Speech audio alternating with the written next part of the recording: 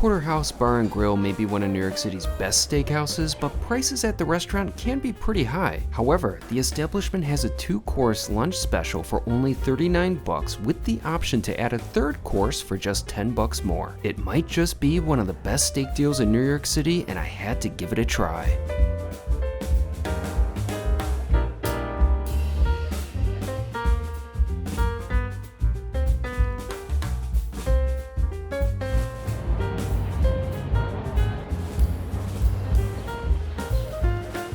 It's a beautiful summer day here in New York City. Right now I'm at Central Park just doing a bit of relaxing, but I am pretty happy right now because earlier in the day I may have just had the best steak deal in the city.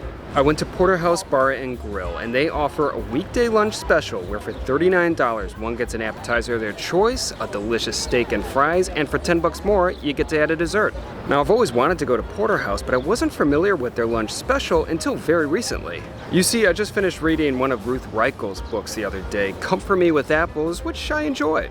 Reichl is of course a pretty well-known and influential food writer. She's won multiple James Beard Awards, and perhaps she's most famous for serving as one of the New York Times food critics.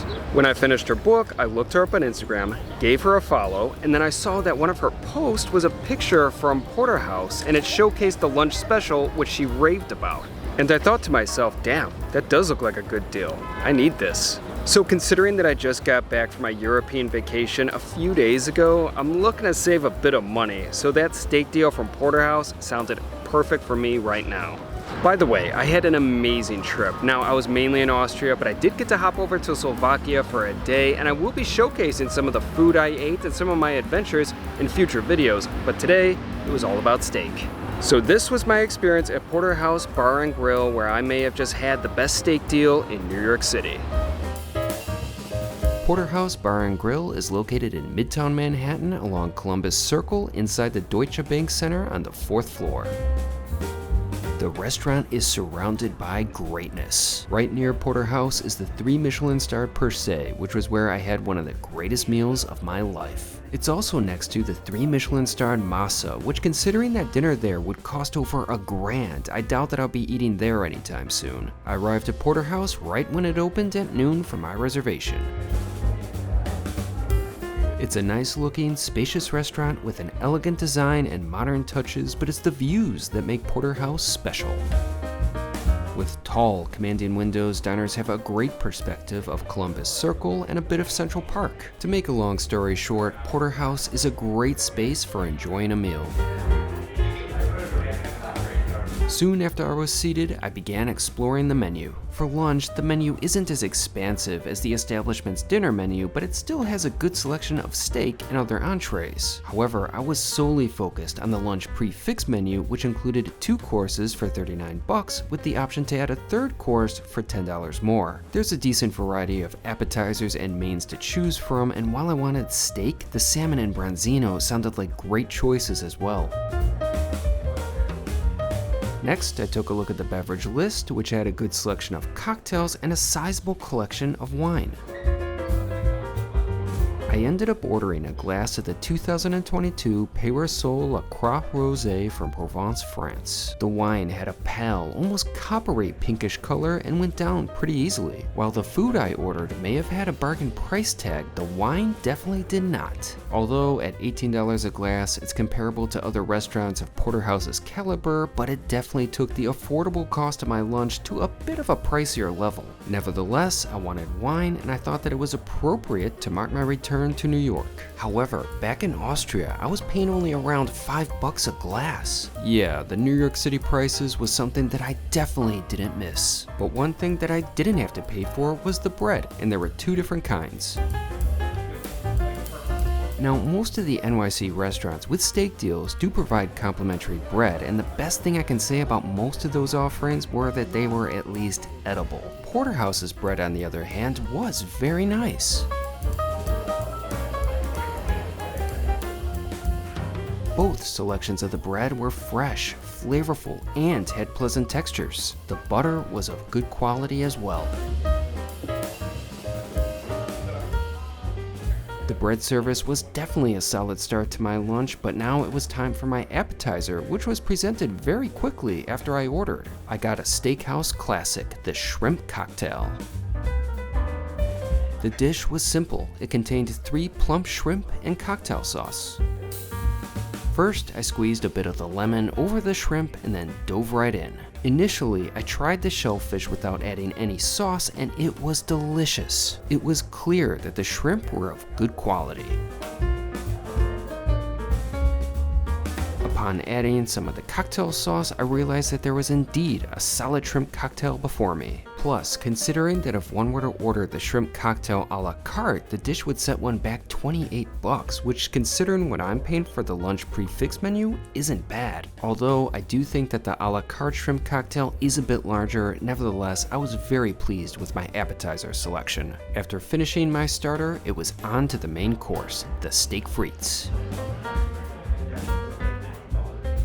Now, for the price point, I wasn't expecting any 18-ounce ribeye and the like, but what I was presented with seemed pretty fair. The steak, which I'm not sure of the exact cut, came out pre-sliced on a plate with a heap of fries and some greens. On a separate dish were cups of ketchup and chimichurri.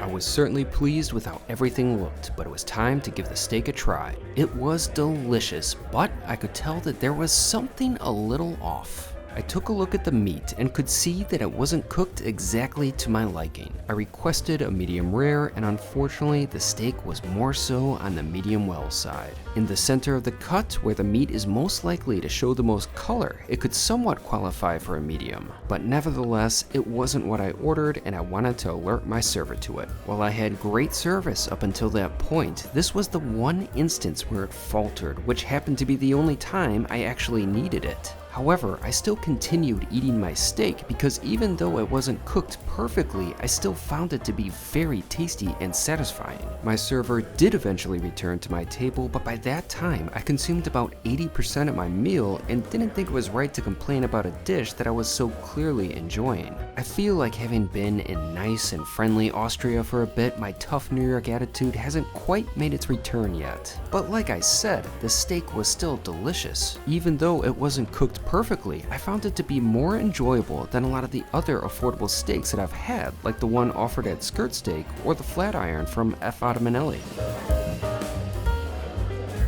The meat had good flavor, which was amplified by the nice sear and a proper amount of seasoning on the meat. I always love seeing finishing salt on top of a steak. While the meat was certainly good on its own, the chimichurri was definitely a nice complement to it.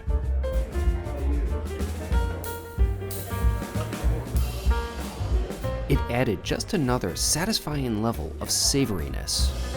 Besides the steak, I really enjoyed the fries on the plate. They were fresh, had a great flavor, were texturally spot on, and had the perfect amount of seasoning. The fries were truly top-notch. Accompanying them was the ketchup, which seemed to be of good quality.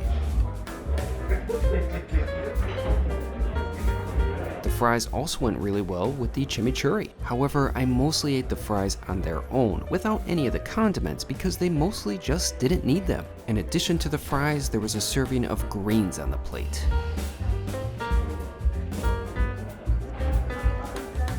Now, I didn't think that it was anything spectacular, but at the same time, it was nice to eat something besides just meat and starch. Overall, I really enjoyed my course of steak frites. While it wasn't perfect, even good restaurants make the occasional mistake. For my videos, I wish that I had more time and money to visit restaurants more than once to present a better picture of the consistency of an establishment. With only one dining experience at a restaurant, I feel that mistakes can sometimes be unfairly magnified. My steak frites could have been a bit better, but it was still a good dish and I would order it again, where I'm sure the next time the steak probably would be cooked more to my liking. After finishing my main, it was on to dessert. I ordered the New York Cheesecake and my goodness, the dish was beautiful. A wonderful assortment of berries artfully adorned the plate along with the berry compote. I simply couldn't wait to take my first bite. The cheesecake was wonderful. It had a nice, smooth texture, but also a pleasant crust. The flavor of the cheesecake was spot on, and it was nicely complemented by the acidity and sweetness of the berries and the compote. Overall, it was a really satisfying dessert that delivered on both appearance and taste. After finishing, it was time for the bill, which totaled to $72.95, but with my tip, I spent about 86 bucks. Yeah, that glass of wine somewhat took the meal's total outside of the budget territory that I was initially planning on, but I don't regret it. In summation, Porterhouse really does offer a great lunch deal, but there are certainly ways to quickly take the bill up a notch. So that was a damn fine lunch at a pretty reasonable price, and I'm happy.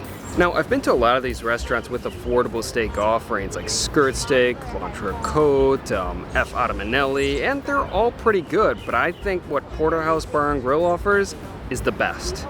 Now, in a sense, it is kind of hard to compare all these steak deals because they do kind of offer different things at different price points. It sort of comes down to what one actually wants to get out of their experience. If one craves quantity, then there's no doubt about it that Legacy is the way to go with their unlimited ribeye deal. But if you don't want to spend a lot of money, then F. Manelli's $19 steak lunch special, that's a deal for you. I think what Porterhouse offers is kind of the best of both worlds. You do get a decent quantity of food, but the quality is definitely there. Plus, the atmosphere and the service of the restaurant is just on another level compared to the other restaurants offering steak deals. That's one of the things that makes Porterhouse really stand out, because unlike the other restaurants that are really focused solely on value, Porterhouse really is a fine dining restaurant that does have a value option. In addition, Porterhouse's lunch special definitely offers more flexibility in comparison to a lot of these other places where you're sort of required to get certain dishes like the salad and the fries, whereas with Porterhouse, you get a decent selection of appetizers to choose from, and if you don't want steak, well, the fish sound pretty damn good as well. Plus, I love the fact that Porterhouse does give one the option to add on a dessert for an extra $10, which I thought was definitely worth it. That cheesecake was delicious, and not to mention, a pretty sight to look at. Overall, I thought that Porterhouse's steak lunch special is the best steak deal in New York City. To me, it just ticks all the boxes between quality, variety, atmosphere, service. All around, it was a great experience for a good value. Now, I will definitely be making a return to Porterhouse in the future because, well, I want one of those big-ass steaks, but today was all about affordability. In summation, Porterhouse Bar and Grill's steak lunch special for 39 bucks is definitely worth it, and I would definitely recommend getting a dessert as well.